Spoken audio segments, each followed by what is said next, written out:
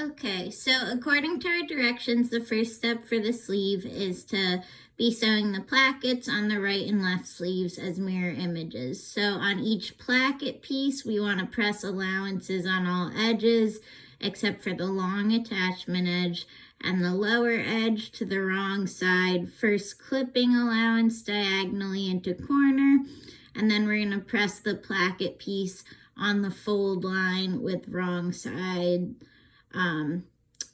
side facing in, and then unfold it. So here's my very sad looking placket piece.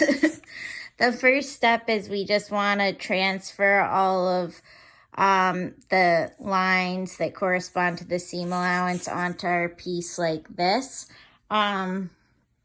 I've had students mess up where they only did the diagonal and not getting this corner in, or only did the corner and no diagonal. So make sure you're really measuring every single side, no matter how small. The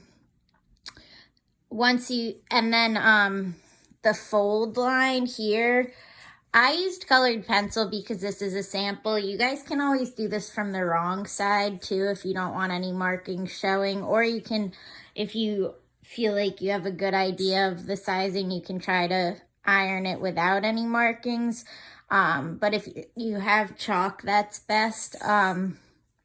I didn't want to show the fold line or draw the fold line because that would show, so I just knew it came from this line, and then I measured how far in it was on the bottom and put a marking so that I was able to properly iron it. So we want to be ironing our placket so that it looks like this piece here. We have the right and the left. So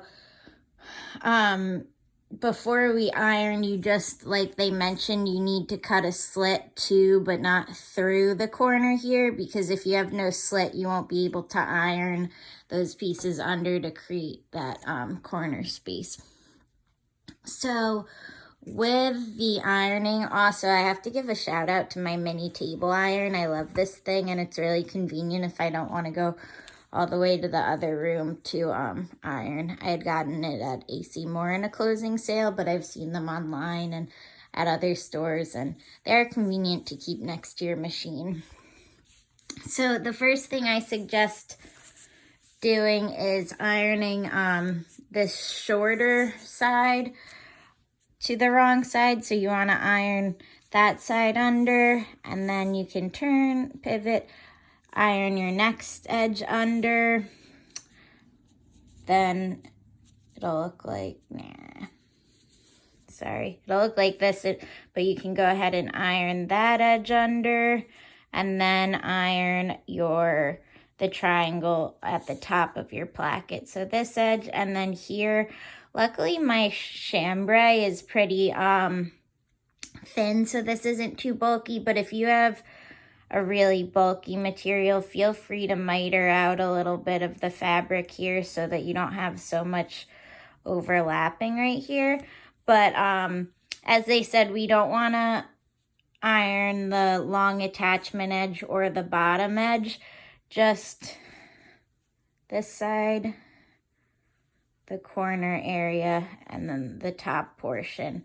And you can pin it in place like I had before. Oh, and then also you want to, on that folding line, just create a crease and iron it, and then let it back open so that when we're sewing, you know where it folds.